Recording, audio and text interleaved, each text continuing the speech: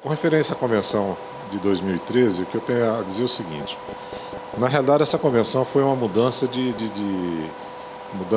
hábitos de todas as convenções das quais nós participamos.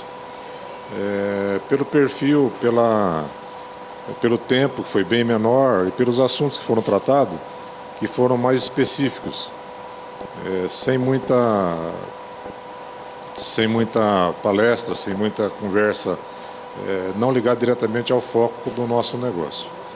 É uma convenção diferente, a CRV mais uma vez inovou e com certeza nós estamos saindo dessa convenção com um outro foco no nosso negócio. Eu sou o Felipe, consultor da região de Porto Alegre, estamos na convenção feita em Chapecó, em Santa Catarina.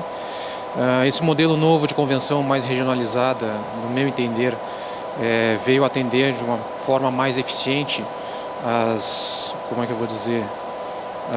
as solicitações feitas pelos consultores de melhores treinamentos técnicos, uma proximidade melhor com a diretoria da empresa, com o Vladimir, com o Antonino. Os gerentes de produtos ficam mais disponíveis para nossas dúvidas, né? Então, acho que foi um formato muito mais interessante do ponto de vista técnico, do ponto de vista comercial. A Convenção de Vendas 2013 da CRV Lagoa, nas áreas 15 e 18, né, da região sul, Rio Grande do Sul, Santa Catarina e Paraná, ela está com um formato diferente em 2013, numa filosofia totalmente diferente, muito voltada para questões de técnicas de venda, questões de mercado, ou seja, um foco totalmente direcionado para os nossos consultores e um foco totalmente direcionado para os nossos clientes.